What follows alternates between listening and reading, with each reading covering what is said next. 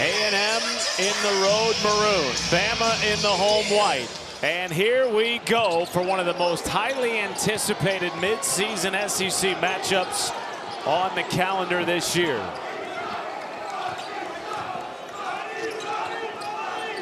This is where you see Texas A&M is a really efficient team in the half court. They will move the ball from side to side and try to find a quality look and take advantage of the defense. Rashawn Agee set back by Aiden Sherrill, the #2 shot blocker in the conference so far.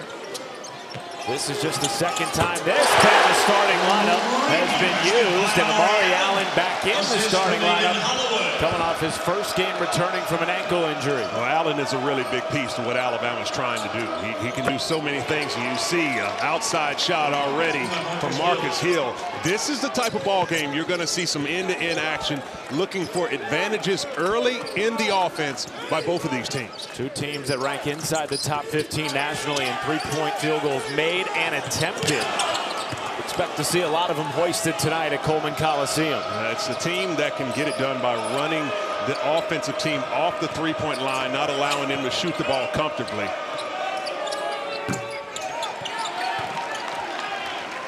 Here comes LeBaron Philon, one of the top scorers in the conference. Aiden Holloway can shoot from anywhere in the gym.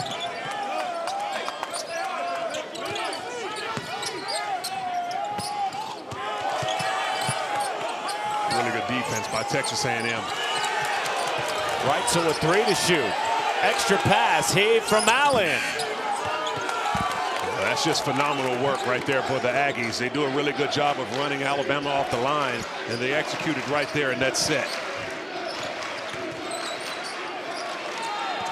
Agee knocks down a 3. Rashawn Agee can hit that shot, and A&M is already back in the press. A little over 2 minutes in this game, 5 attempts total for both of these teams, all three-point field goals. And this lets you know what type of night it's going to be. Aiden Sherrill banging in the post with Agee. Well defended, last touched by Sherrill, and it's going back the other way. Texas A&M really does a really good job taking advantage and finding a clean look. And Rashawn Agee on that pick and stand at the top of the key lines one up and strokes it. The unquestioned leader, not only in his scoring and rebounding, but as the emotional captain of this team, which features 14 new players. Dominguez offline.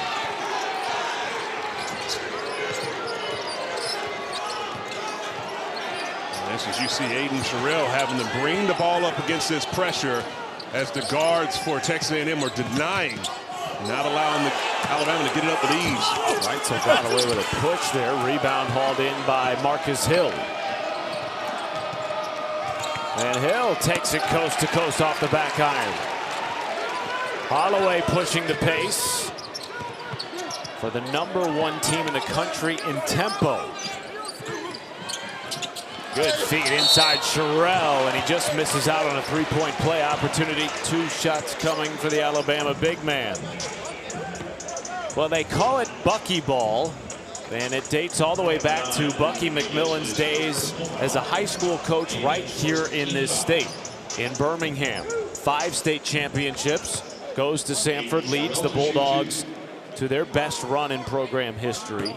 And for the first time in his life, he has left the state of Alabama to go coach at Texas A&M. Returning to the home state tonight, a lot of Bucky McMillan fans in the crowd this evening. A lot of support to see Bucky McMillan lead his Aggie team here on the road. This is a young coach who has a lot of confidence. His first year in the SEC has come in and taken a lot of people by surprise. And he's been able to do it for a long time at Mountain Brook High School, Samford, and now here he is in his first year with Texas A&M. Finds his team halfway through the season at first place in the standings. Tied for the best start in SEC play since Texas A&M joined the conference over 10 years ago. At 7-1. atop the league as of now, and Hill gets to the cup with the right hand. Well, you see that Texas A&M can play a little bit of small ball, and Bediako checks right into the game. Marcus Hill takes advantage of that and takes him all the way to the basket. And they're switching up some defenses. Amari Allen from downtown. That's a huge shot for Alabama, and Allen coming in shooting that ball with a lot of confidence.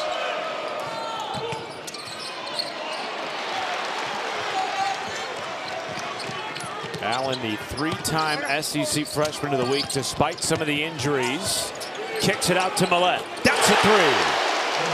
Well, that shot was created by Amari Allen once again, getting a piece of the paint. That dribble drive move allowed the defense to rotate over, and Houston Millett lined it up.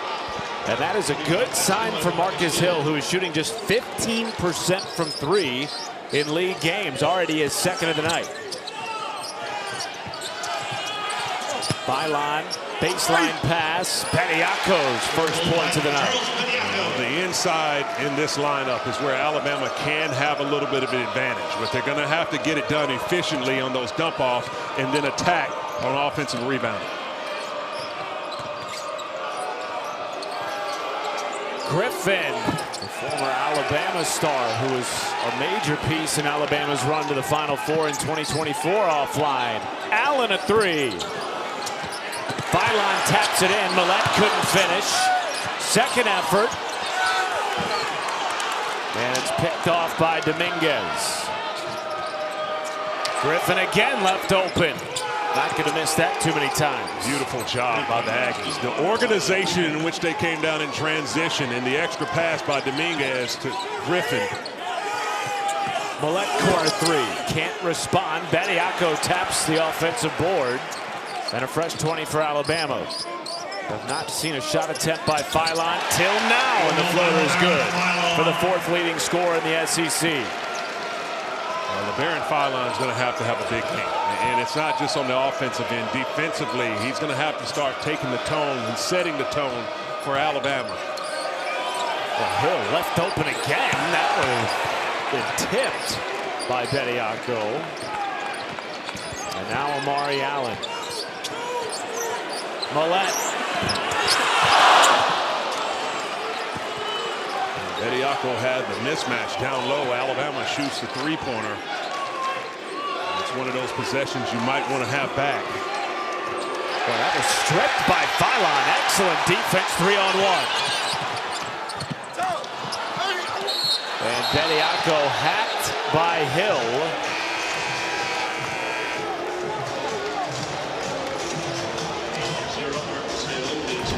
It's been a lot of action early on between these two. They like to get out and run, but it's the extra pass to the corner for Alabama that gets the clean Ball, a high-paced, high-space, up-and-down affair in which he presses for all 40 minutes. He told us some of that is a direct influence from his time playing for Dwayne Rebowe, particularly with the three-point shooting. Absolutely. Dwayne Rebowe was ahead of his time when it comes to looking for shooters from the three-point line in a time when people played a little bit slower in the half court. He got some really good shooters on the perimeter. They would press and trap a little bit, but he was more so a half-court coach when they would execute, and that's where you'll see a lot of things from Texas A&M. I think it's a misconception that they are a team that only plays fast and shoots early. When they get in the half-court set, they really operate well. Josh Holloway drills a three. He's averaging less than 2 points per game in league play. Philon off the bounce, given a little bit more room than he initially anticipated. That's his second bucket. There's the crafty ability of LeBaron Philon. That hesitation move allowed him to get freed up. Bediako fighting with Federico. And it'll stay here with A&M. We have a quadruple header on Saturday in SEC men's hoops, but this is the premier matchup right here on the SEC net at 3:30 Eastern. Vanderbilt off to an excellent start against an Oklahoma team that has given fits to a lot of the teams they have played. They just haven't been able to get over the hump. 5 losses in league play by single digits. Yeah, the Sooners just haven't been able to close out games. And Vanderbilt started off hot this season, hit a little bit of a lull, but they're starting to get their swagger back. That should be a good one. Everybody chasing Texas A&M at the moment. They've won 4 in a row. Their lone conference loss on the road by single digits to Tennessee. Reitzel a 3. Bediako almost snatched his second offensive board. And now Pop Isaacs, one of the best bench players in the conference. Deba curling, left it short. Sherrill fighting for it. Federico on the floor. And Millette tied him up. And the possession arrow points to the tie. And that's just an outstanding individual effort by Houston Millette. And that's a 50-50 ball. And in this game, that's a must-win for Alabama. They're going to have that type of spirit to get it done because of the relentless play of Texas A&M will not let up.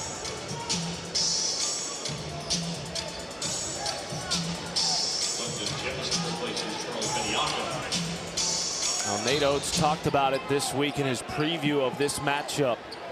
They had to match the intensity and the willingness of Texas A&M for all 2 hours tonight, something they did not do in the 100-77 loss to Florida over the weekend.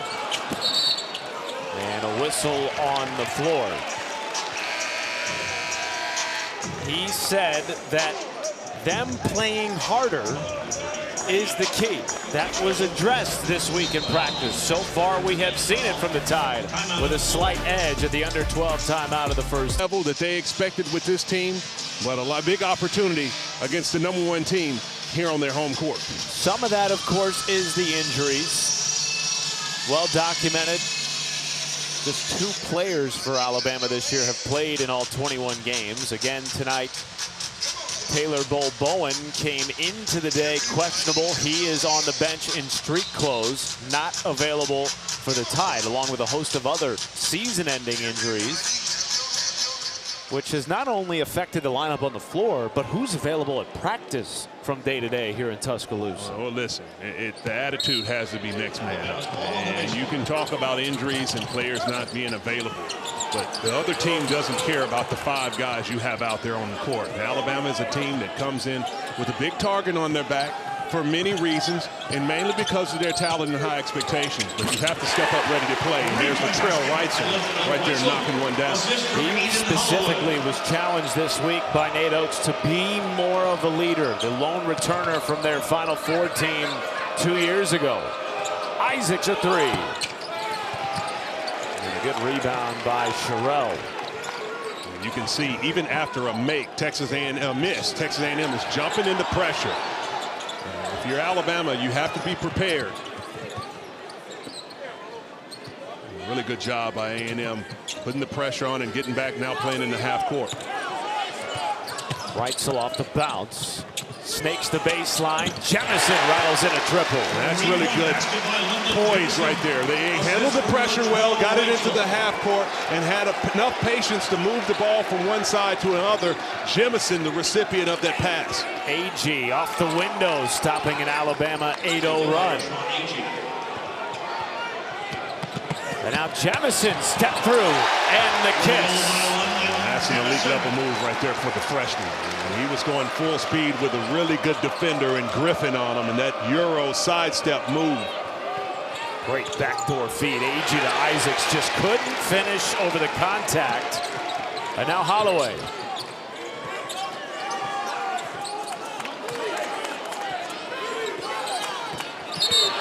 And he was pushed by Josh Holloway. 3rd foul on A&M. Alabama has started to handle this pressure really well, but it's the extra passing and ball movement. That beautiful pass by Reitzel over to Jemison, and Jemison once again in transition with the nifty footwork. Really good action by number 6 in White. And now 4 fouls on Texas A&M.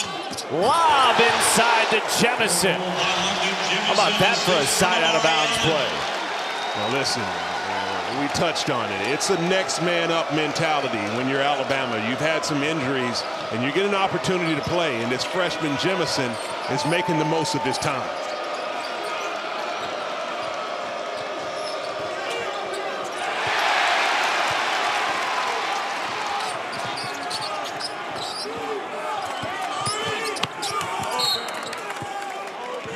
Philon had it poked out of bounds. It'll stay here. Another baseline out of bounds opportunity, but you can see freed up on this baseline. You're going to see London Jemison. He sees that he has a lane right there, and just a pinpointed pass right off the sidelines, and that recognition, freshman to freshman, from Amari Allen to London Jemison. Inside to Allen with 2 early threes in this game. Alabama shooting 42% from distance to start. Bediako tries. And Allen cannot corral the board. Here comes Marcus Hill. Why not? Everyone else is shooting threes. I guess Bediako's getting in on the action. And last touch by Texas A&M. But one of the questions coming into this game, how would Alabama handle the constant pressure of Texas A&M, who leads the conference in turnover rate? Of course, Alabama, the least amount of turnovers in the SEC until now, just their second of the game. So far, Richard, besides that play right there, they've handled it well. Well, this is a breaking point in the game for Alabama in the first half. It's a team that knows they're talented. They can score with ease. You got a 9-point lead, and a lot of your baskets have come easily in this game. But you got to understand, Texas A&M is going to continue to put the pressure on you, and they will not blink. They've been in this situation before, and if you're Alabama, you have to continue to beat the pressure collectively and not relax. At one point this season, they trailed on the road at Auburn by 16, and 28 seconds later, it was a 5-point game. Because of plays like that. Alley-oop to Vincent. That's a beautiful designed action. And it was created from the turnover that they had. And plays like that can change the momentum of the game. Philon short. His first miss. Here's Jakari Lane, a former star at North Alabama. Won a lot of games there at the mid-major level. Grew up in the state. Relishing the opportunity to play on the biggest stage in his state. And Jemison again on the inside feed. There you see, once again, the execution in the half-court set. And all it takes is one turnover that the Aggies create, and the momentum has now flipped to Texas A&M.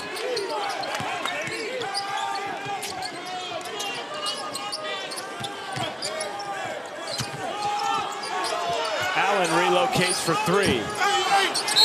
And Bediako got tied up with Vincent. And that is the first foul on the Alabama 7-footer. Jamie Vincent's done a really good job in a magnificent box out to draw the foul. But they got him action on this side screen roll action. And you see Dominguez putting it right at the corner of the rim. And number 4 goes up top with the alley-oop. Really good job of executing after creating the turnover in that side out of bounds set. And sharing the ball, which this team does so well. They play a beautiful brand of basketball. Already 8 assists on 9 made field goals tonight.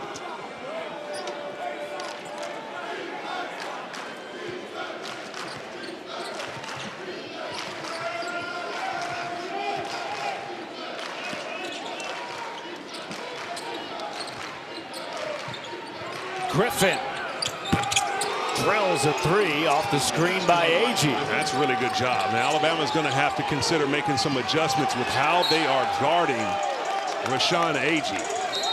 Agee can do things in the pick and pop, but when you're sitting back deep in drop coverage, when he goes dribble handoff, there's no one there to support. Griffin strokes it from outside.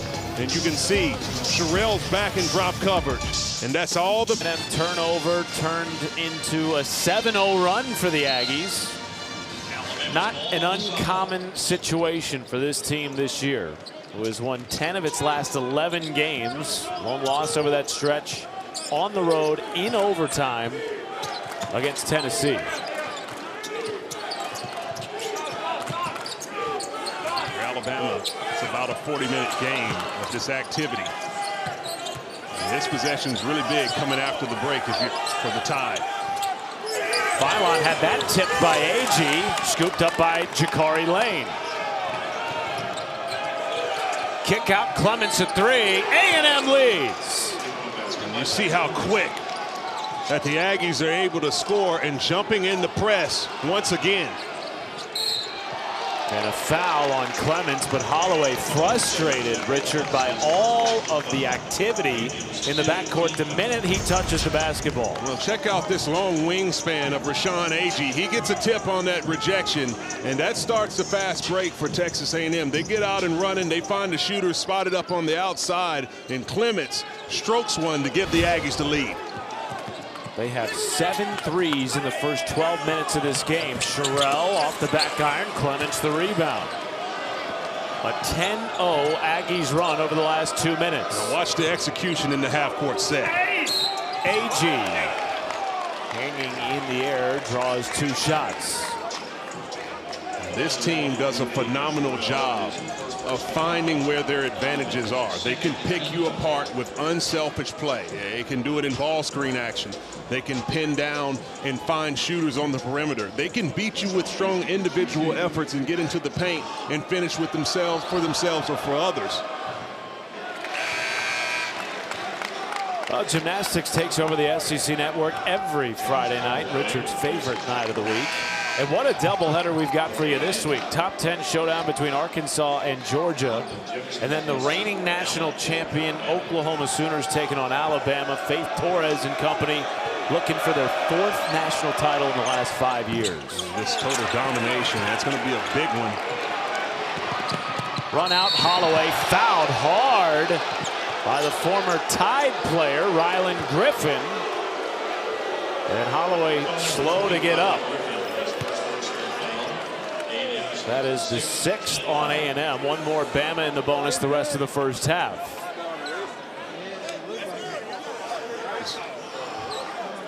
This is an Alabama team that can really ill afford any more injuries. Holloway's been down with some wrist injuries throughout the course of the season. And you can see on that fall there that his non-shooting hand, his left hand, hits the ground first to brace his fall. But he's back up off the deck.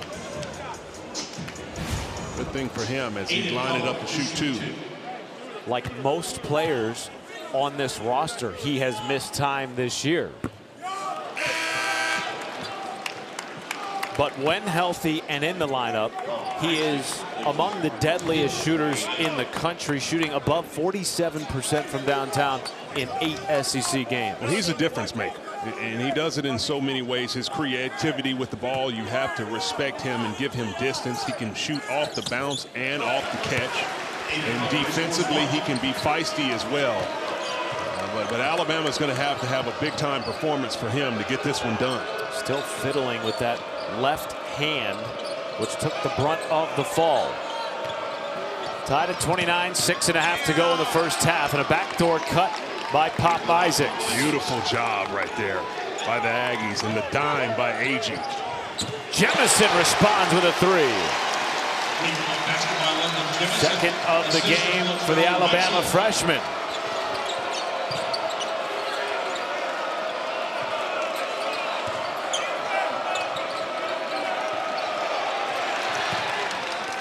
Plenty of time left in this half-court set.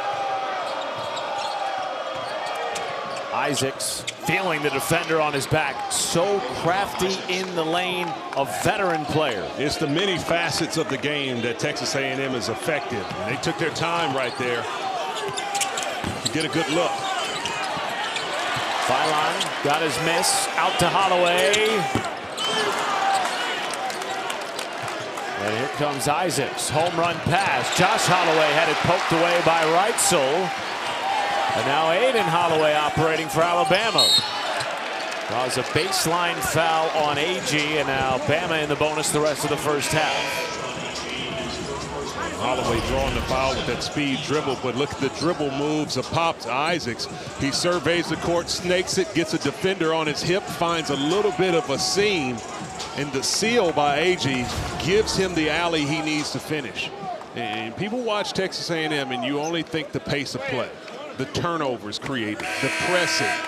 But notice how they execute and make really good decisions when the game has to be slowed down in the half-court set. And you see Pop Isaacs playing alongside Agee of what they're able to create in that 2-man game.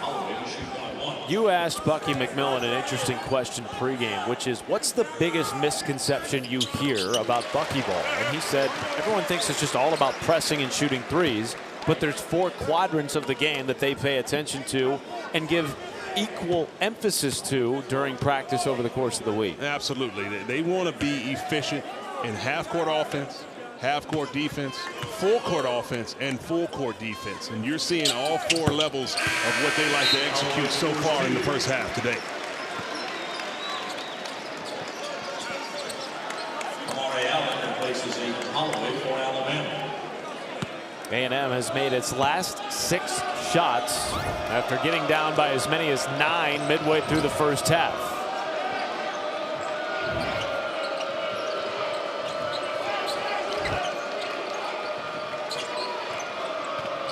Josh Holloway pops and hits. Notice when Alabama has this lineup in here with Charles Bediako, they're sitting back in drop coverage. And this Texas A&M squad is really good of identifying what they need to do to be effective. And there you see Holloway pulling up in the mid-range. Bediako draws a foul. And the Alabama big man will go to the line for a 1-and-1. Physicality down low as Bediako gets freed up. Clements converging on that ball, trying to tie it up, and draws the foul.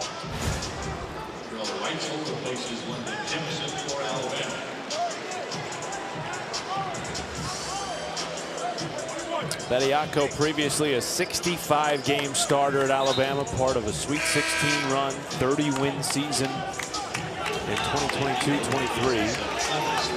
Entered his name in the draft, went undrafted, has spent the last 2 years in the G League, and of course has been the headline around college sports over the last 2 weeks. Eligible for now, though there is a hearing looming on Friday about his eligibility for the rest of the season. Mainly the question in the matter is what is deemed as professional sports. And if you Nate Oates, he's saying there's several players that have professional sports experience, particularly abroad. And there's been a precedent set of G League players playing in the collegiate game after playing. You see going up top once again on that side screen roll action. Vincent with the alley-oop. But the game has changed, and now Bediako's a part of it.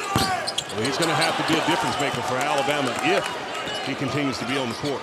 One of those former overseas pros with a basketball. Ruben Dominguez. Meanwhile, Vincent has started red hot tonight for Texas A&M. 9 points, including that 3. He's come right in and made a big difference.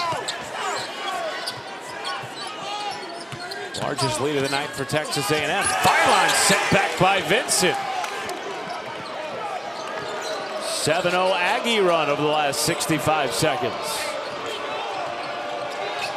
Here is Dominguez. Won a championship in Europe last year with his Spanish First Division team. A turnover gives it to Alabama.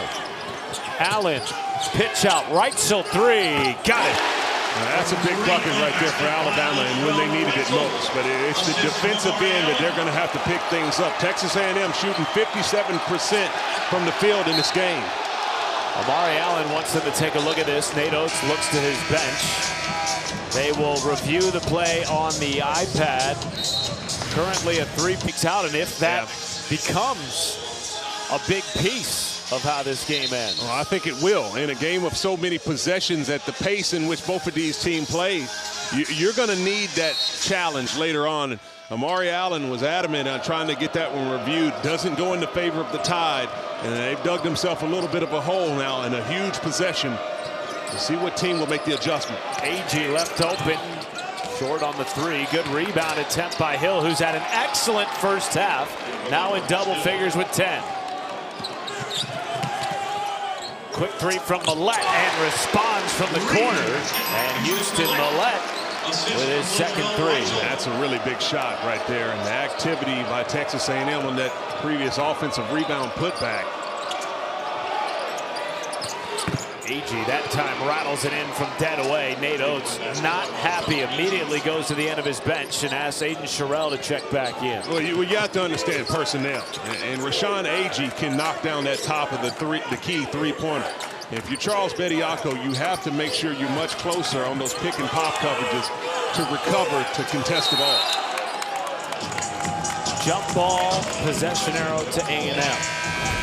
Alabama's trying to get a little bit of momentum. They get it done in their transition action. Houston Millette with an easy three in the corner. But as you can see, Agee with all the time in the world to line up that tray ball from the top of the key. You don't want to let him get going from three. He had just 3 made threes in 8 SEC games coming into the night. He already has 2 tonight. No, and you don't want to let him get going from three because you know the inside game is coming as well. That's his bread and butter. He gets on the offensive rebound. He can score down low. And when he has that in his bag, watch out. Here comes Aiden Holloway. Takes the bump from Deba. And back to the line goes Alabama.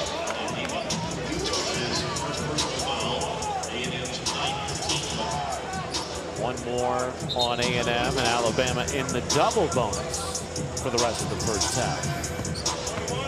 Nate Oates told us this is a tipping point game in our season. We've played 500 basketball to this point, which is not what any of us signed up for. Coming off 3 straight Sweet 16s, 2 Elite Eights, including a Final Four. Yes, the injuries, but as you said, it's got to be next man up. And frankly, coming into the season, this roster was lauded as one of the deepest, certainly in this conference, and perhaps in the country. 3 quad 1 wins in the non-con. So far, SEC play has not lived up to the expectation that Nate Oates set at the beginning of this season for this team. Still a lot of basketball to play, though, for Alabama. This is a squad that can beat any team in the country. But what squad are you going to see on a night-in, night-out basis? And we've seen Alabama have some really big highs, and you've seen them having some really low lows. And they had it on the last outing against Florida and haven't been able to correct some of those things early on in this game against A&M. Agee defended by Sherrell. Excellent post matchup tonight. Sherrell wins that battle with a block. And a good job rejecting that one with his left hand to get a little more extension. And now Sherrell, spot up 3. Missed everything. Saved by Allen. Now 3-on-1 the other way. Lane tries a 3. Rims it out.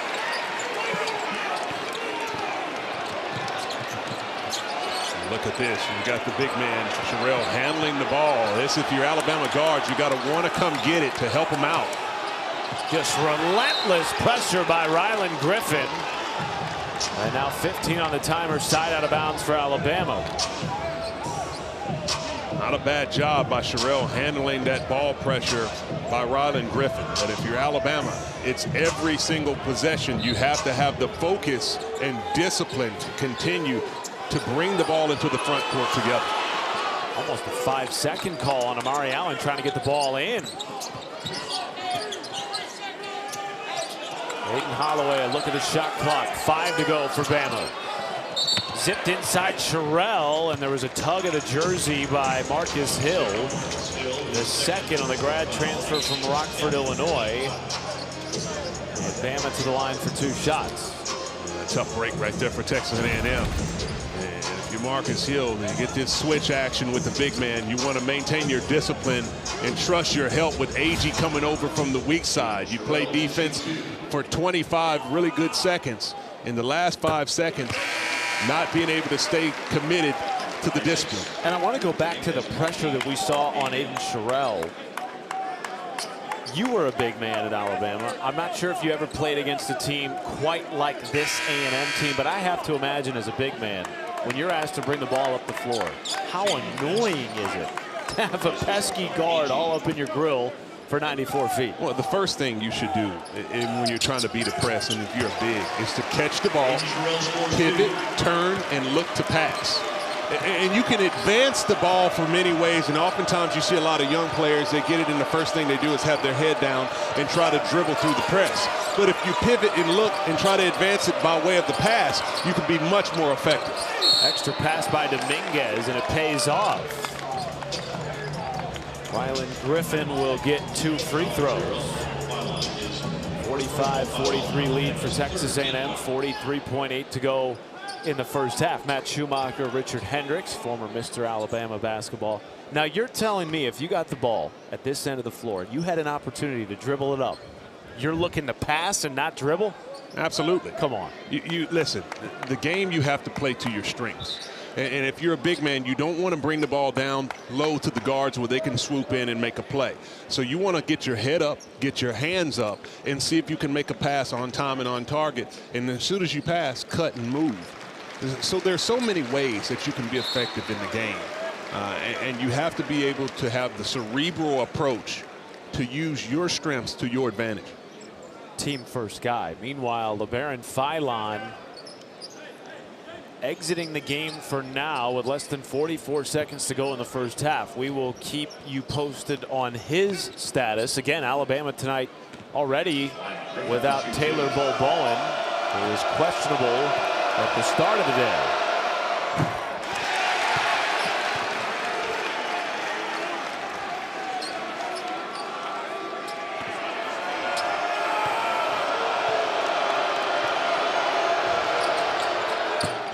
First made free throw of the night for A&M. 3-point game.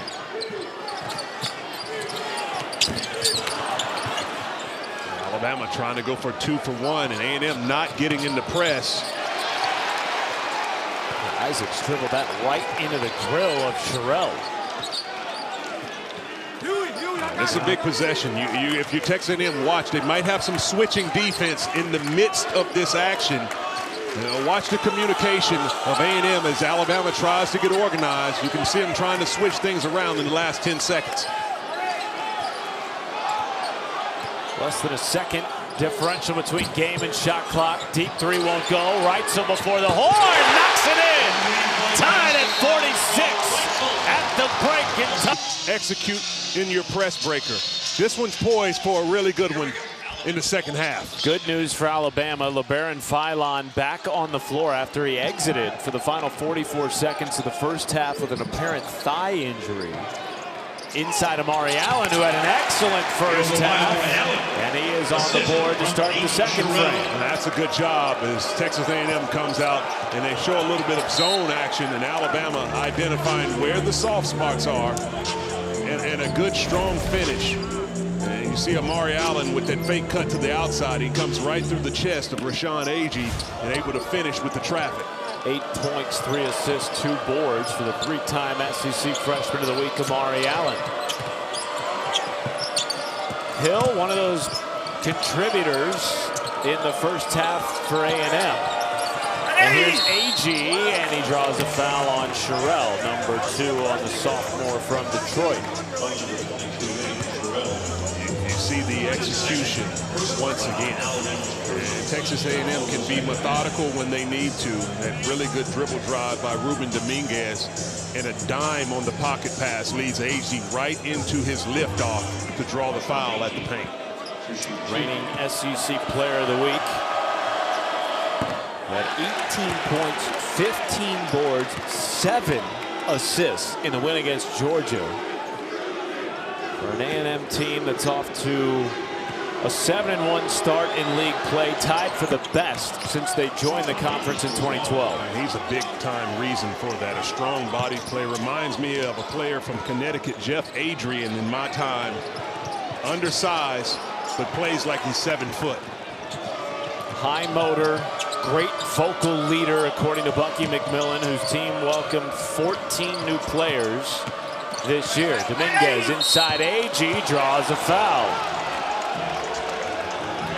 You can see the rhythm that Texas A&M is starting to get in. And Ruben Dominguez and Rashawn Agee have this 2-man game working. Here he comes off that screen roll action, and that pocket pass leading Agee right into going up, and he's getting fouled by Amari Allen on the reach in. And they actually gave the foul to Sherrell, which is number 3 on the Alabama big man. And remember, early in the year, foul trouble was an issue for Sherrell. Since league play began, it's been less of an issue. He's fouled out of 1, and they actually just changed it. They corrected the foul, and it is on Amari Allen, number 1. So just the 2 on Sherrell. Well, in many ways, you want your team to obviously be out of foul trouble. But if you're forced to go small in a game like this, it's not a bad thing for Alabama. Hill, what a rebound. Speaking of going small, that's 6'3", climbing the ladder. Rylan Griffin inside, and that could have been some contact. Agee takes it anyway. You see the physicality. He was able to use his off arm to create a little bit of room and muscle that one home. Reitzel takes the bump, left hand, cradling it to the cup. Nate Oates giving it to Lee Cassell. He thought there should have been a foul. Open three, Hill. Allen beat by Jakari Lane. And there is a whistle by Steven Anderson. Boy, Nate Oates was not happy on that last drive to the bucket by Reitzel. He was giving it to Lee Cassell. This has been a back and forth affair all night since the opening tip. Alabama led by as many as 9.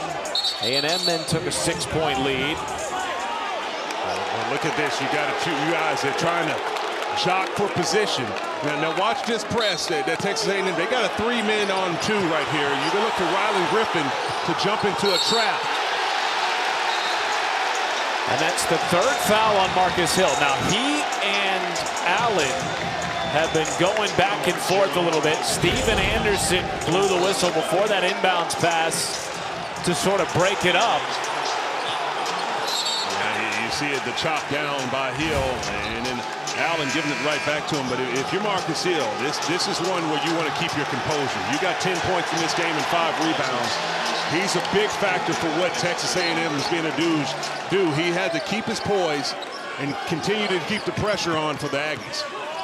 Former JUCO All-American who's made 2 other stops on his way to College Station. A dog, in the words of Bucky McMillan. And there is Philon, who had just 2 made field goals in the first half, knocking it down from distance.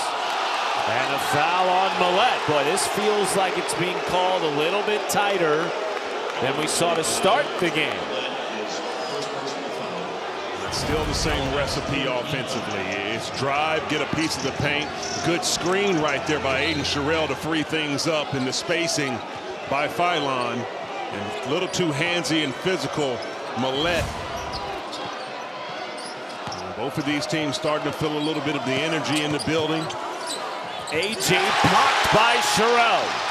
Number 4. That's one, if you're Reitzel, you could have turned on the Jets and got all the way for the easy layup when you had the numbers in transition. Resulting in an air ball. Reitzel's finished with a strong left-hand layup in the paint. Continue that rhythm and take it all the way to the basket for the easy deuce. Isaacs forces a 3. Didn't draw iron. Allen run out. Reitzel spot up 3. Offensive rebound effort by Millette. They're going to tag him with the foul. And that's number 2 on the second-year transfer from Pepperdine.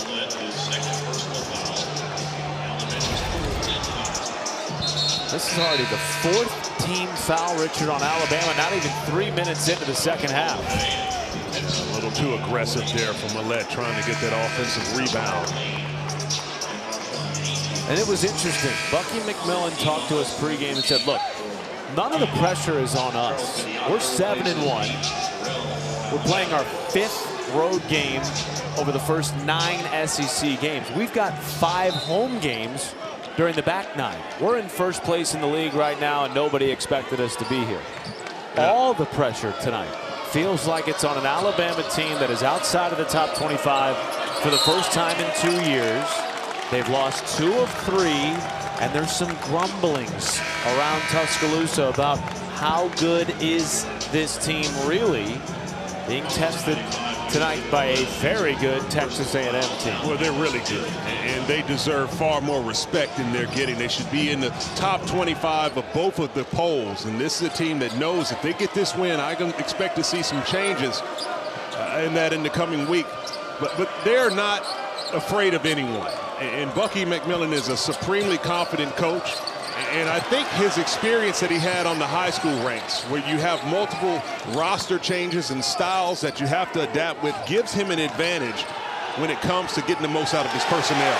Grown man move by the freshman from Green Bay, Amari Allen. In double figures with 10.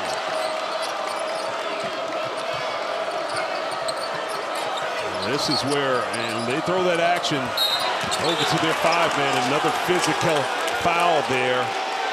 As Dominguez knows how to draw one on Allen. It's the little cat and mouse game that you have to learn how to play.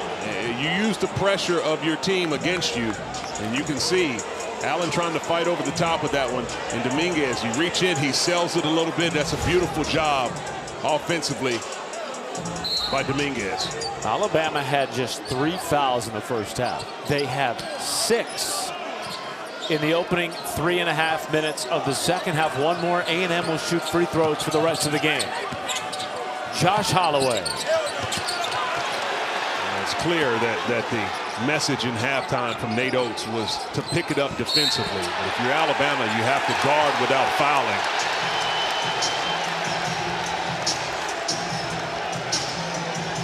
Nate Oates is arguing that should have been a continuation.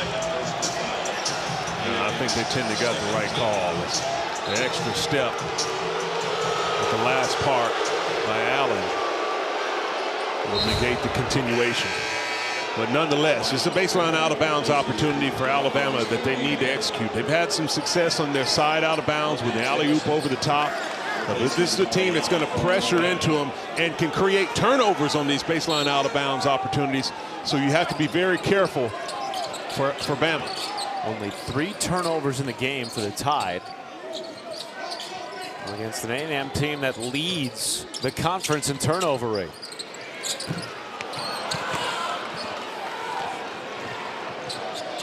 Pop Isaacs to Debo. Isaacs for 3. Knocks it in for A&M. It's the extra effort. And the extra effort after the extra effort is what gets Texas A&M going. That offensive rebound, massive for the Aggies. Constant pressure from Texas A&M.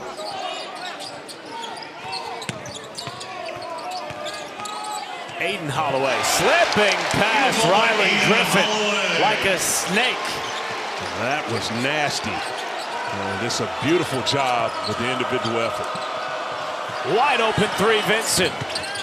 His first miss of the night. He had 9 points in the opening half off the bench. That's where their adjustment might have to be made for Alabama. They have Bediako sitting back in drop coverage and allowing the big to do whatever he wants. Pressure might have to be applied from that 5 spot.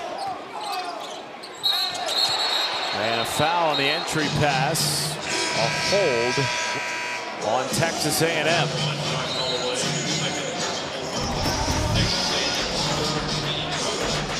Well, the shots have been flying, and it's the extra pass after the extra effort for A&M. Pops Isaacs lines one up from the outside. Getting down in the stance, sliding your feet, and using the proper angles in which that you can cut off your man, and then be physical at the point of attack when necessary. Bediako draws a foul. He's headed to the line.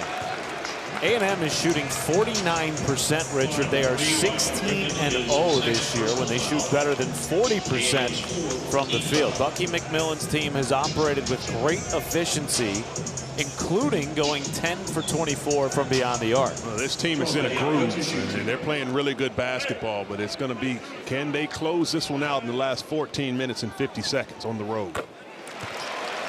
Well, women's basketball takes over the SEC network every Thursday night, and tomorrow a great doubleheader, including a top 25 matchup between Ole Miss and Alabama. Bama seeking their 5th straight 20-win season under head coach Christy Curry. Well, that should be a really good matchup. Head coach Christy Curry doing a phenomenal job with Alabama back in the top 25. And Coach Yo at Ole Miss. You talk about a contrast of styles.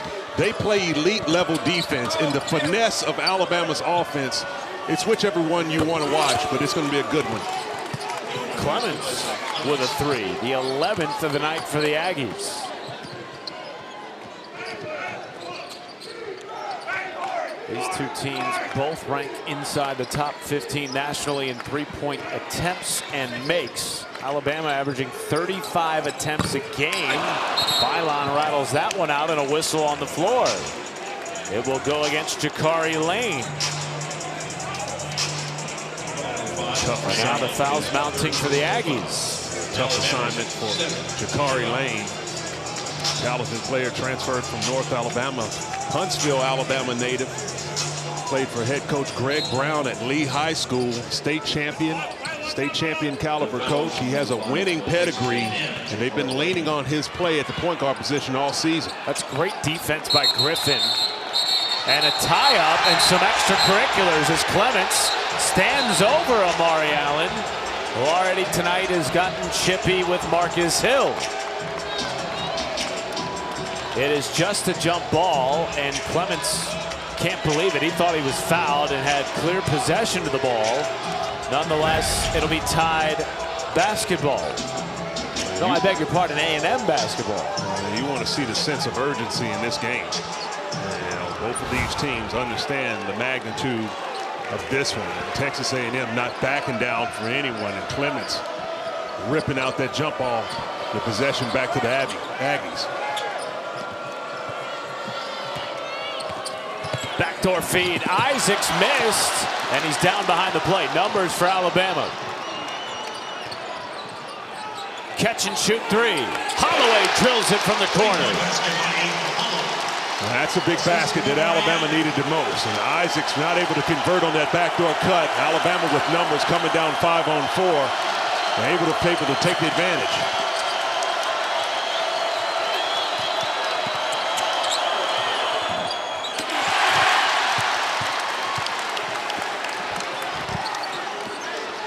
This is a big point in the game right here.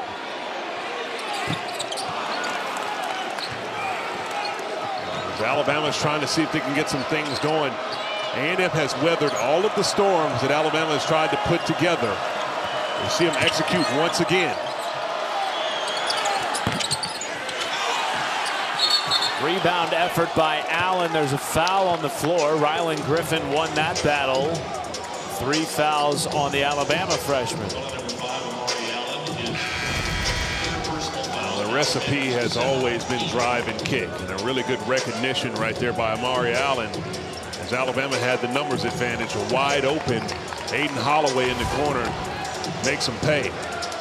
If you hear the words wide open Aiden Holloway, you know the result. It's a made three. He leads the conference in three-point shooting since SEC play began. Meanwhile, Texas A&M in the bonus for the rest of the game. That would be a significant player moving forward. Allows them to play the game with pressure defensively, and then offensively, Alabama not being able to extend themselves with the physicality because you're in the free throw shooting bonus.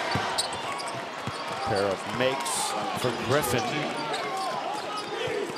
A starter on Alabama's Final Four team in 2024. A lot of connections in this game between A&M and the state of Alabama, and of course this program with Rylan Griffin.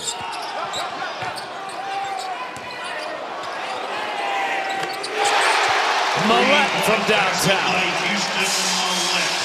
Houston Millett has made some clutch plays for Alabama when they needed him. He's had the tip-out pass for the assist, a big bucket, and then you see again Jakari Lane with the spirited drive, and he'll go back to the line to shoot for 2.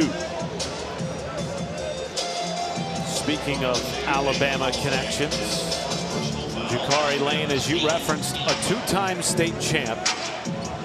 Up north in Huntsville, just about 2 hours up the road from Tuscaloosa, was not highly recruited. In fact, Bucky McMillan at the time was at Samford, had some interest, but did not extend an offer.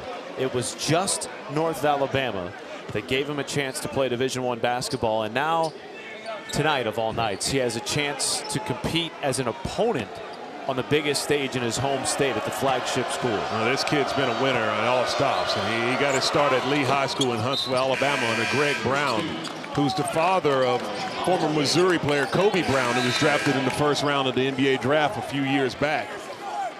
But he understands how to play the game, He might be deemed as undersized, but trust me, he's not undersized when it comes to effort and heart. He's been a big piece of this team of why Texas A&M is at the top of the standings. Millett catch and shoot. Bediako tap out. Holloway reloads. And a whistle underneath. It's going against Alabama. That was a really good box out there by Josh Holloway. And Charles Bediako's called for that foul as he tried to throw him out of the way to get that offensive rebound.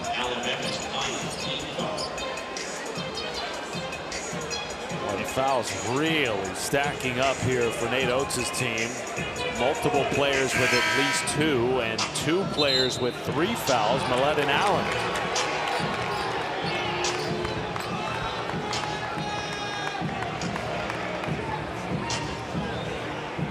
And I believe a technical foul has been assessed to Nate Oates, who has been riding Lee Cassell since the start of the second half. Does not agree with some of the foul calls, nor does he agree with the tech.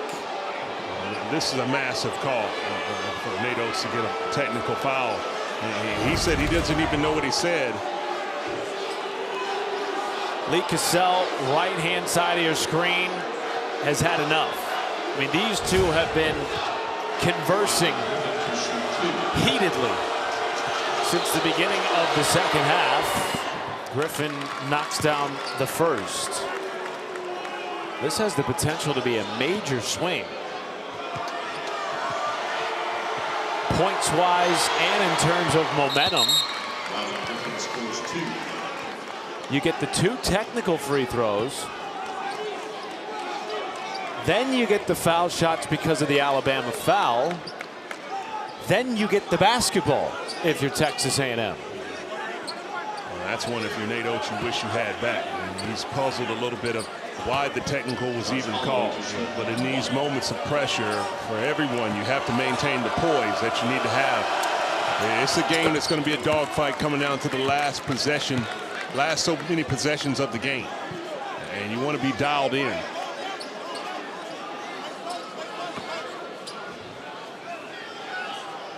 Bucky McMillan's team riding a 4-game win streak, tied for the longest active in the conference with Tennessee. They got a victory last night on Rocky Top. The swing after the technical and the 2 free throws there for Texas A&M. And if you're Alabama, with A&M in the bonus and shooting free throws, the way to combat that is to get in the bonus yourself. You have to be a little bit more physical and spirited on your drives and draw fouls, and then that softens up the defense and it's an even game. 5 to shoot. Aiden Holloway defended by Federico. Deep 3, Reitzel.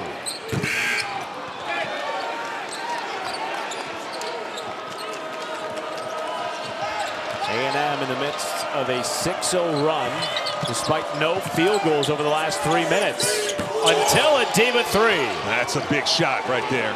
And the look off that he gave to the wing froze the defender and gave him the space that he needed to knock that shot down.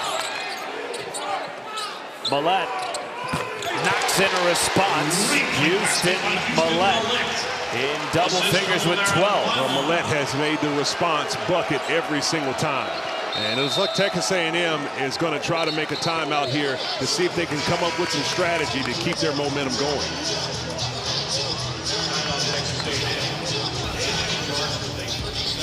An early good job on the kick out. And you see Deba lining one up and knocks it down. And Houston Millett's been able to hit some big baskets. And ultimately, what do you want your legacy to be? And Alabama is a team and a program that has a bullseye on them. People want to beat them. And they're a talented team. And here they are with a point in the season that they have to make a stand. In a wide open SEC, this is a must-win situation for the Tide if they're going to keep the pace. Hill back into the game with 3 fouls for Texas A&M. 4 to shoot. Feeds Agee, who draws a foul on Millett, and that is number 4. A&M will get free throws when we come back. A 3-point lead in a tightly contested. Bucky McMillan's team with a slight edge in the second half. And maybe maybe most notably the edge in fouls. A&M in the double bonus with 10:45 to go in the game.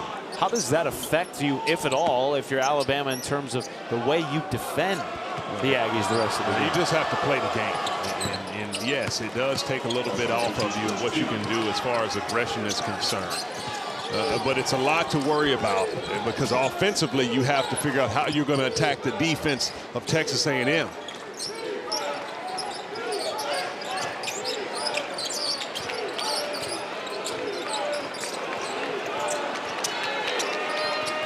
See good defensive work here so far by the Aggies.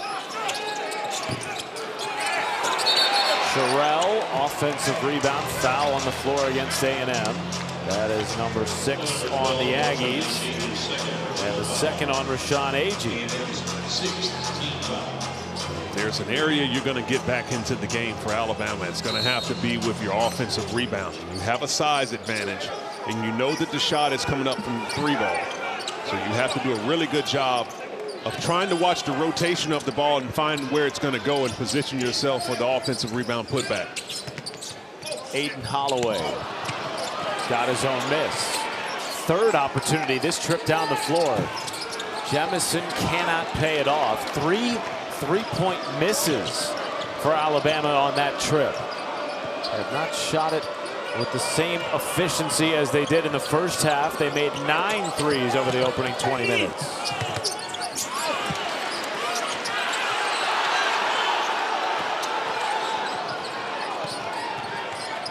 Holloway right past Dominguez with a right hand. That's a good decision right there for Alabama. Aiden Holloway taking it all the way to the basket. You're going to have opportunities when you beat the press of Texas A&M. And if the rim protection is not there, you got to be thinking that you're going to finish with the layup. Lane probing, lost his handle, back out, still 10 to shoot. Hill, power hop, got it in the foul. Marcus Hill, in his bag tonight, has 12 points and a chance at a 3-point play. It's a big-time move, and here he is with that right-to-left cross, and then he uses the physicality to take on that hit and enough strength to muscle it home for the and one. He'll go to the line to see if he can get the old-fashioned 3-point play. Has led every other team he's ever been on in scoring. In fact, he led junior college in scoring 3 years ago with 25 points per game. This year he's averaging just 7. But as Bucky McMillan told us, he sacrificed that aspect of his game to be part of a winning team. A chance to make a run in the NCAA tournament, which he has never before. Well, it definitely takes some time to be acclimated to a new team. But one thing, if he's once a bucket and knows how to score the ball, then it's always in the back of his mind that he knows how to get a bucket. And that's a great thing if you're Bucky McMillan, to have that type of luxury of Marcus Hill on your team, to be able to go to him in big-time moments when you need someone to use their individual creativity to get the advantage. Meanwhile, a foul on A&M, the second on Ali Debo, and now 1-1 for Jemison.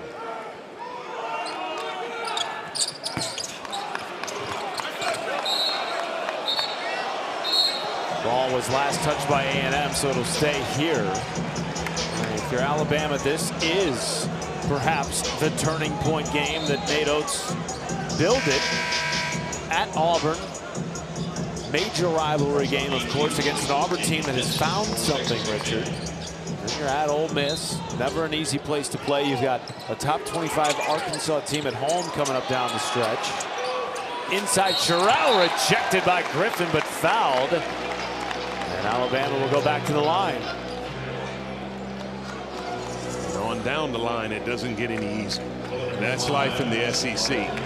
You see, with 9 minutes and 6 seconds to go, and Alabama's going to get it done and protect home court. The push has to happen right now.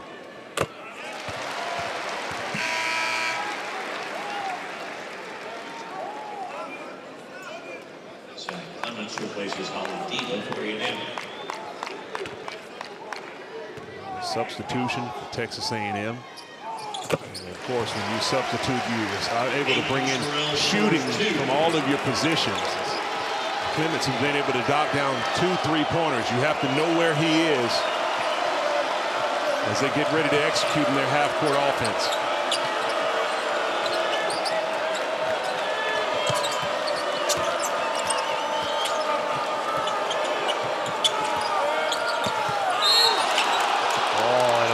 On Jemison with the shot clock winding down, and a quick 3 by Griffin. You're going to have to see if this was a 2 or a 3-pointer.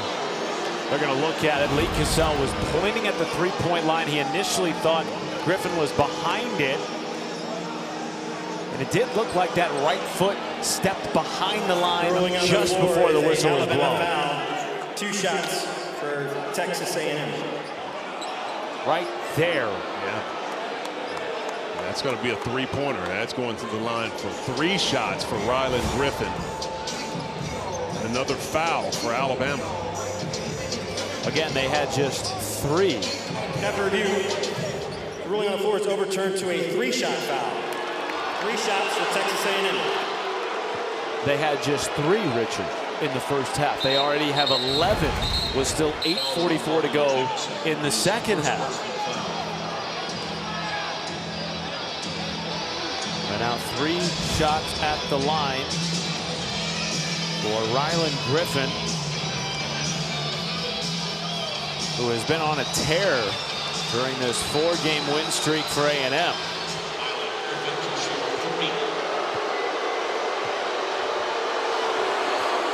Has scored 15 or more in 3 of the last 4 games. Sitting on 12 tonight.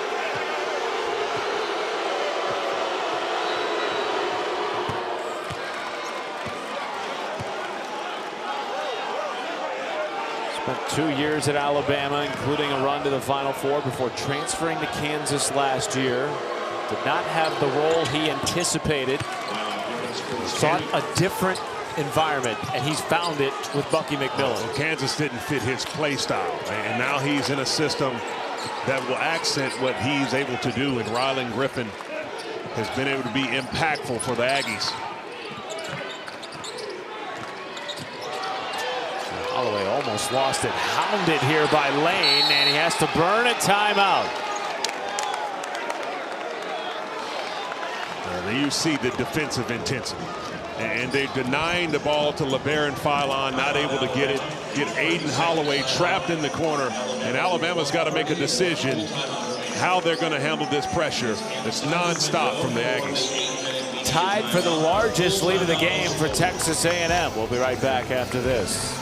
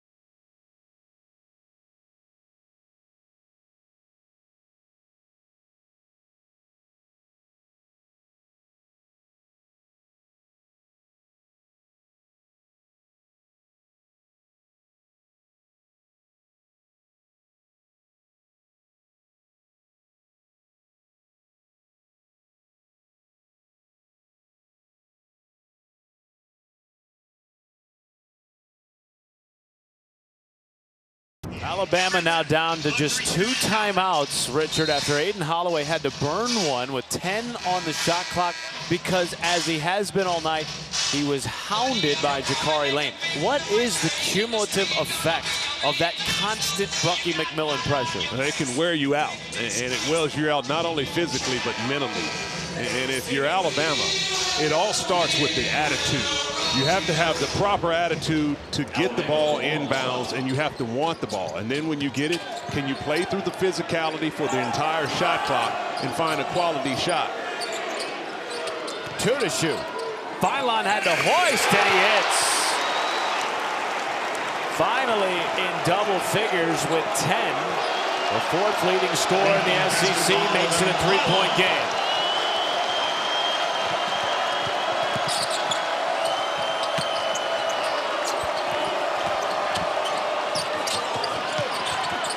Offensive rebound, diving on the floor. Agee, and a jump ball, arrow to the tie. Good job by Agee getting on the deck trying to come up with it, but the possession arrow going to the Tide. And you can see the ball moving, and that pump fake right there by Philon gives him the space he needs to get the big man off the ground, and he strokes a huge 3. And this is where Alabama needs LeBaron Philon to turn it up. He has to hit the ball in his hand, and you have to have a spirited mentality to try to be a part of the press breaker to get the ball in your hands. They got Marcus Hill on you, who's playing all-out deny defense, making it difficult for you. You have to step up and see if you can make the play to initiate the offense. Holloway took the ball and the foul. A chance to tie it at the line. That's a massive bucket right there by Aden Holloway, and he gets it done with his own individual efforts. That mid-range deceleration step to create that separation to get that shot off is big. And a potential opportunity here to tie up the ball game.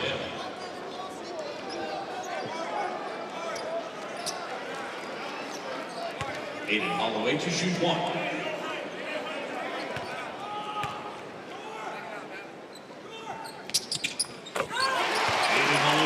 Tied at 77. Nate Oates pumping up the crowd, coming to its feet at Coleman Coliseum.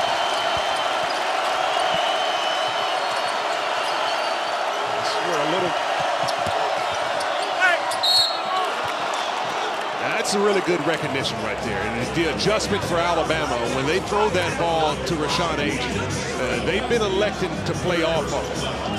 And more times than not, pressure is better than to not have it.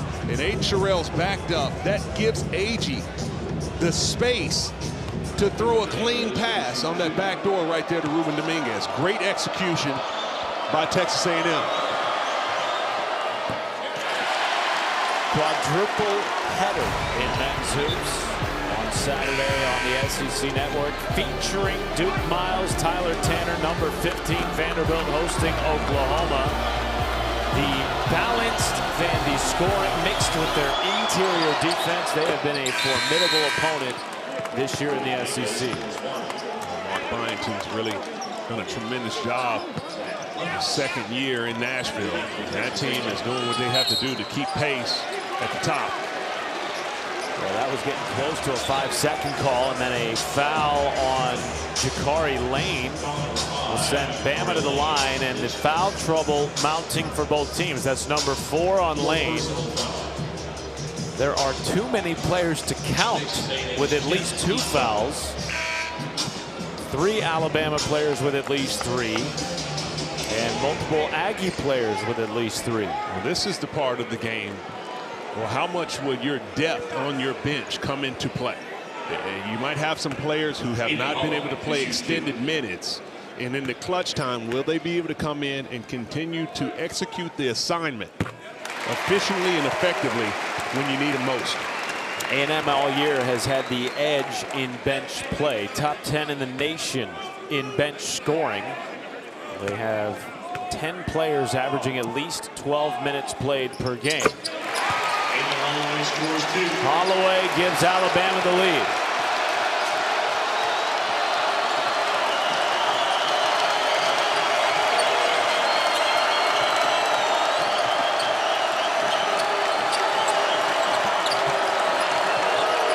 Griffin a three. Knocks it in to silence this crowd of 12,000. Really good job. And it's once again, you use the screen of Agee when Alabama's back deep, and Griffin cans another one. Philon driving on Clements. Walled off, still 10 to shoot. Allen off the bounce. Kick out. Philon from downtown. Well, that's a big-time answer right there for Alabama. LeBaron Philon starting to heat up with some big shots when they need them most. But look at the execution of the Aggies. The patience in that they can handle the crowd noise and make the right read.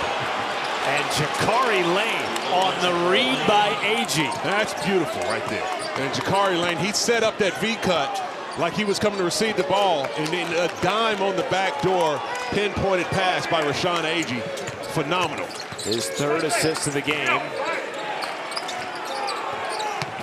To go along with 15 points. Philon, step through, kiss off the window. And now with both of these teams in the bonus, you're going to see a little bit more execution offensively. And now defensively for Alabama, you can't allow Rashawn Agee to just catch this ball and operate without any pressure. It's like a quarterback in the pocket. You got to make it hot on him. He can stand back and pass. He's going to do that all night.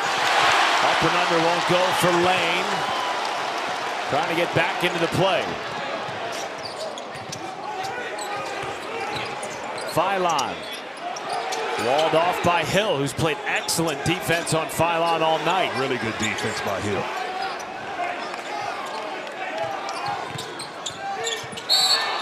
And a whistle off the ball.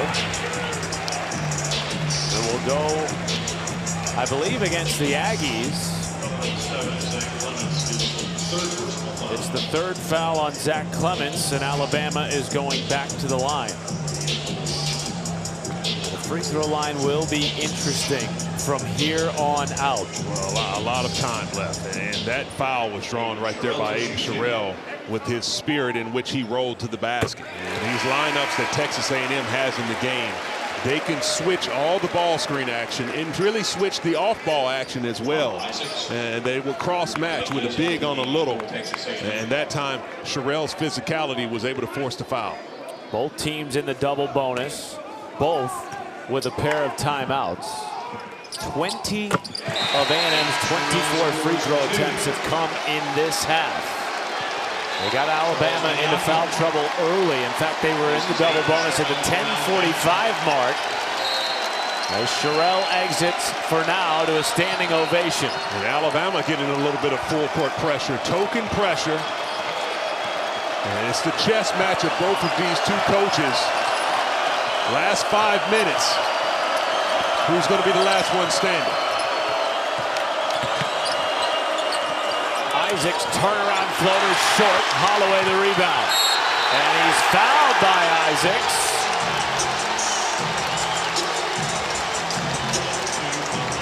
And Amari Allen will shoot two. And calling Holloway on that reach in. He'll get a chance to go to the free throw line and add to this lead for Alabama. Aiden Holloway to shoot two. Holloway 7 for 9 from the line before that make. 17 points to go along with 5 boards and 3 assists tonight.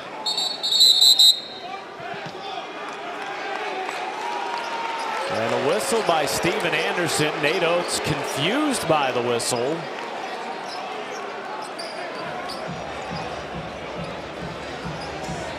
And it was a timeout called by Bucky McMillan. Full timeout. 30-second timeout.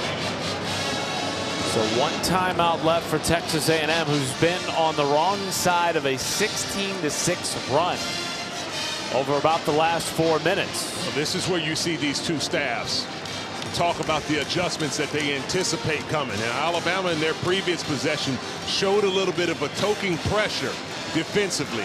You got Holloway back at the free throw line. If he makes this, are you anticipating Alabama getting into the full-court press? If you're Texas A&M, what can you dial up to see if you can get your team an easy basket as you've been reeling offensively? It's the little things like this that you want to see from your staff, if they can help the players on the court when they start to drown.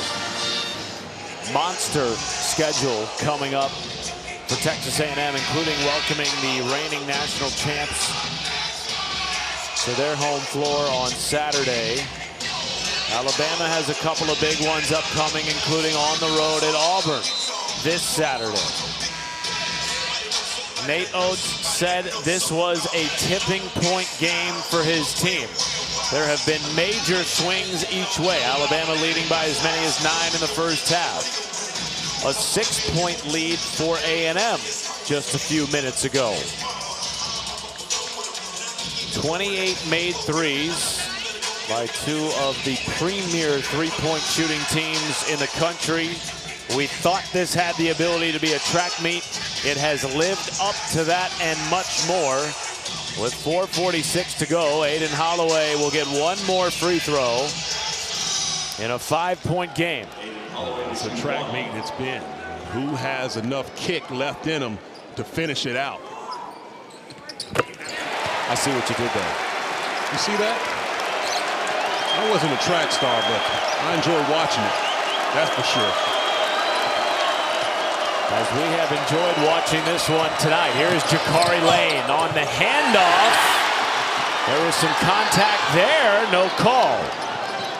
Allen, Philon, Reitzel on the drive. Floater is good. Alabama's in a rhythm. It's over 4 to go in this one. They're starting to hit their groove offensively. Agee banks it in when you needed it to stop an 8-0 Bama run. He's going to always make sure he makes the baskets that they need, making it a 5-point ball game. But it's going to be the execution for Alabama on the offensive side. Allen just misses out on an and one. He will get 2 shots when we return.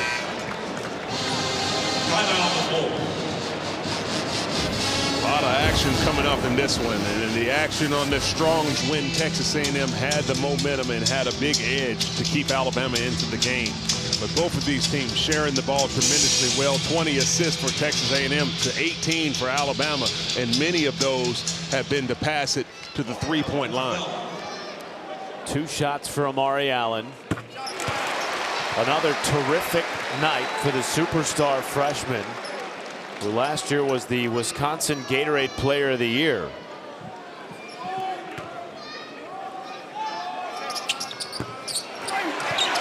Offensive rebound, Bediako.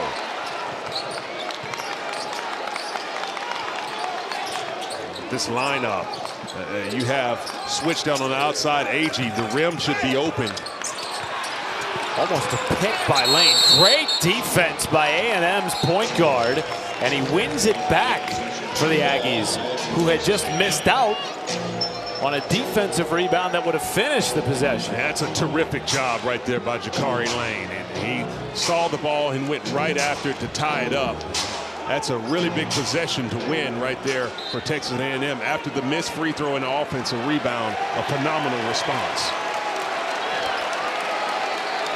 Alabama has made its last 6 shots. What does A&M have here with 3:40 to go and 1 timeout left? A foul called on Reitzel. And Lane will get 2 shots at the line. That's a heady move right there by Jakari Lane. He got low on that drive, and that center of gravity attacking the hips of Reitzel. Draws that foul, going to the free throw line as Reitzel tries to plead his case.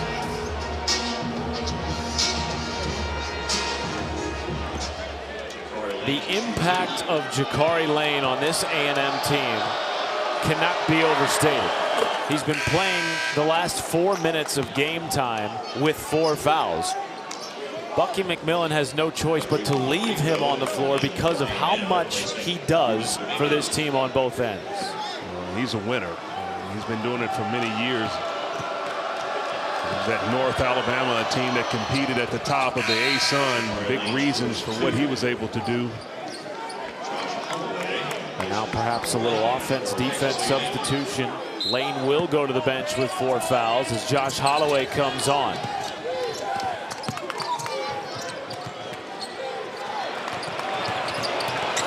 Reitzel thought about it. And he missed the alley-oop to Bediako, and that's a missed decision right there. Alabama had an easy layup if he would have passed it to Bediako down low. A 4-point game. Texas A&M looking to take advantage. Holloway pitch, AG double clutch and lays it in. And there you see, jumping back into the press. A&M's leading scorer with a game-high 19 points. 2-point game, 3 minutes to go. Allen tried to feed it inside to Bediako. Now Josh Holloway up ahead. Hill nails the reverse to tie it at 91. Well, what Texas A&M doing is attacking the basket.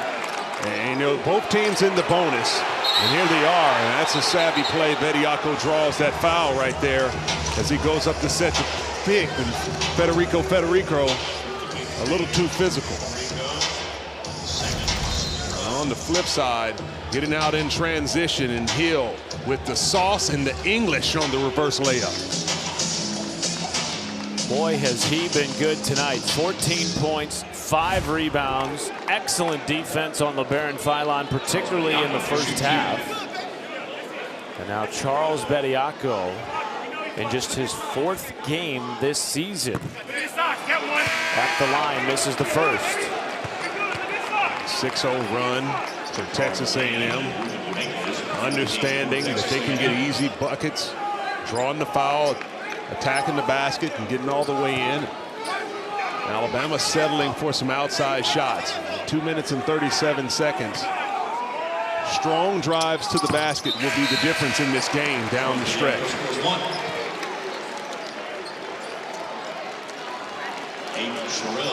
Bama with 2 timeouts remaining, A&M with 1. Both teams in the double bonus. The arrow points to the Aggies. Jakari Lane back into the game at point guard with 4 fouls.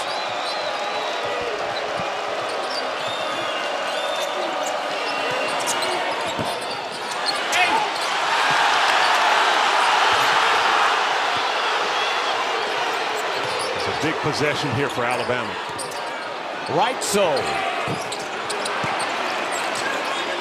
You didn't like that shot. No, Alabama could have got a much better shot in that possession. You have to understand the tone of the game. And you've been fighting after Texas A&M just went on a 6-0 run. You took the lead with the Bediako free throw. You don't want to give it right back because there you see Marcus Hill taking advantage in a beautiful strong-bodied move with the physicality.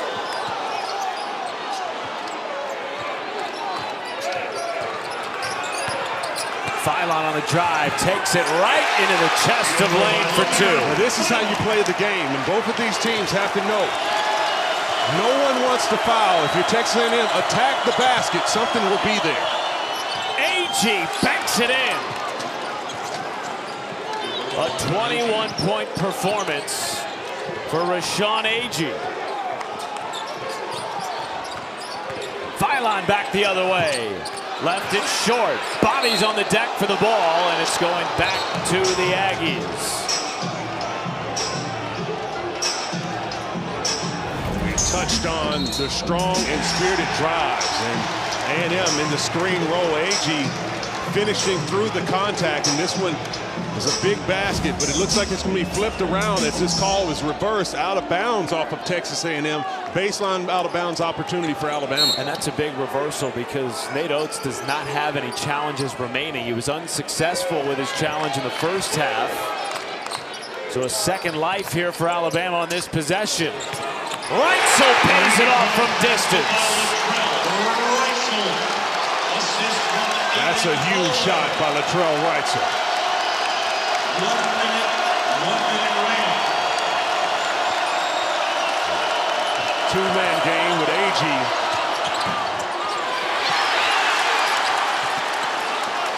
Reitzel on the break. And we'll pull it back out. Less than 45 seconds to play in Tuscaloosa. That was a clean look for Texas A&M. One, if you're Lane, you wish you had that one back. Wide open. If you're Alabama, you got to attack the basket. 5 to shoot for Holloway. Trying to get around Hill. Jarred loose. Floater. Counted in the foul. Come on.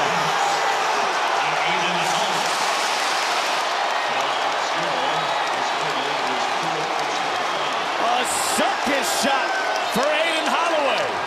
And a chance at the and one. Let's see aggression on the drive and the crafty dribbling skills. Reitzel on the previous one knocks down a big three to get ahead. But there's Holloway, loses the dribble, but somehow, some way, muscling that one up. And a big basket and an opportunity to add to the lead.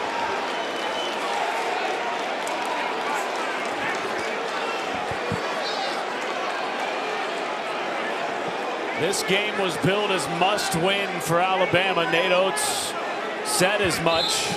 A turning point type of game for his team, who came in 4-4 in league play, losers of 2 of their last 3, including an embarrassing loss on the road at Florida, 100-77. Still with 22 seconds. After a made free throw, so important to play quality defense for Alabama. And a miss. Great rebound by Rylan Griffin. Door still open for A&M. Don't need a 3. Hill takes it quickly to the hoop. And a timeout taken by Bucky McMillan, his last. A lot of time left in this, and an outstanding decision right there by Marcus Hill to take the quick 2. Late in ball games, many players want to settle for the 3 ball, but Marcus Hill, understanding the situation, he gets a seam, takes it all the way to the basket, and now it's a 2-point ball game, and they'll be able to apply their full court pressure. Which has been so tenacious all year. Now, they've only forced 6 Alabama turnovers so far tonight.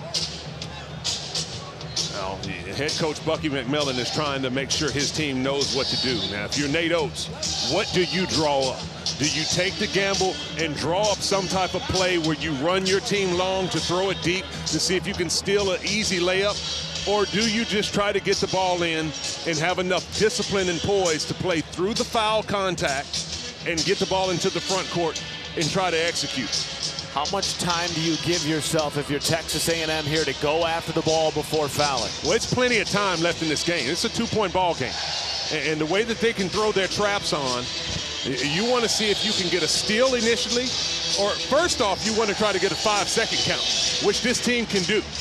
And then you want to see if you can get a steal, and you want to play this for 2-3 seconds and see if you can get a trap, potentially even a 5-second trap before you get into the foul game.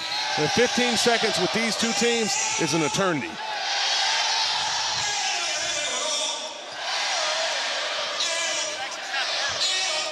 Alabama has left a little bit to be desired at the line tonight. 21 of 30.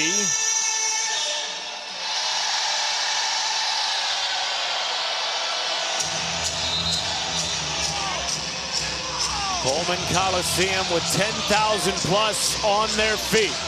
Some substitutions in the game for Texas A&M. Got the length of Federico on the ball, and Clements back deep. Allen does get it into Philon. Deba all over him, as is Federico. 5 seconds off the clock. Ball on the deck. One back by A&M. Now the arrow points to Bama, and it's a tie-up. Boy, 10 seconds came off there, and it looked almost as if Federico had won it back. But again, A&M does not have any timeouts. And Bucky McMillan and his staff is arguing, is this 10 seconds, 5.1 left remaining. I believe it was a 15 seconds on the clock. So if that's the case, 15 even, that's 9.9. So for the last handful of inbounds passes, it has been the much bigger Omari Allen. They have sent Reitzel to the baseline to inbound this, with Federico defending inside Allen. There's a new 10 seconds on that inbounder. And a quick foul. That time less than a full second came off the clock. And Bama will go to the line for 2 shots. Really changes things in that particular moment. But changing a little bit of defense to offense with 4.4 seconds to go in this game. If you're Allen, these are 2 pressure-packed free throws to see if you can put the game away.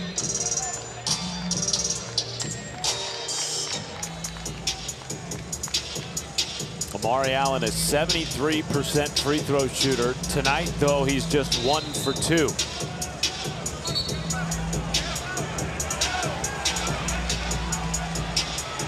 A big pair of free throws for the 3-time SEC Freshman of the Week. Amari Allen to shoot 2.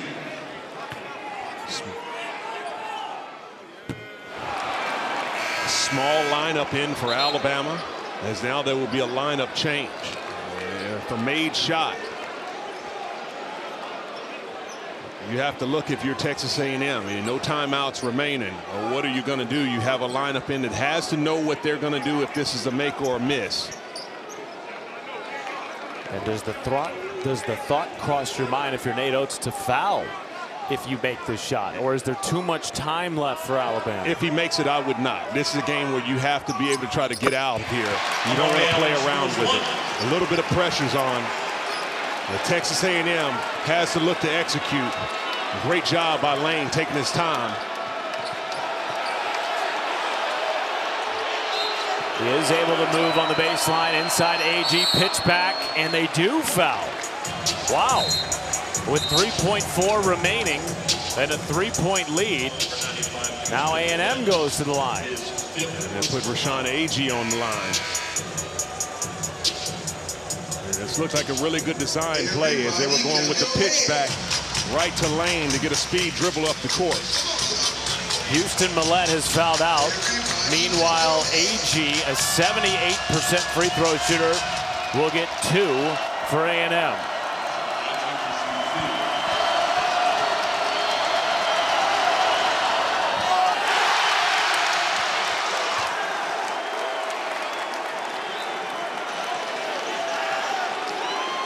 With a massive miss, he's going to have to intentionally miss this one, and a good substitution to bring in a little bit more size and physicality in this game.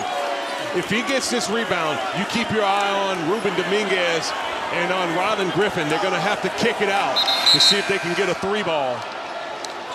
If I'm Agee, I'm throwing this ball hard off the front of the rim and see if I can get the rebound, and I'm kicking it right back out to Dominguez for the 3. If you're Alabama, you got to be ready and marked up with your defenders. AG off the back iron, tap out Dominguez, 3 for the tie. No! And Alabama hangs on to take down the top team in the SEC. Well, that game lived up to its billing. Everything that we expected from 2 of the fastest paced teams in the SEC that shoot a lot of threes, and they were able to get it done. Alabama protecting home court against a really good Texas A&M team that deserves a massive level of respect around the country.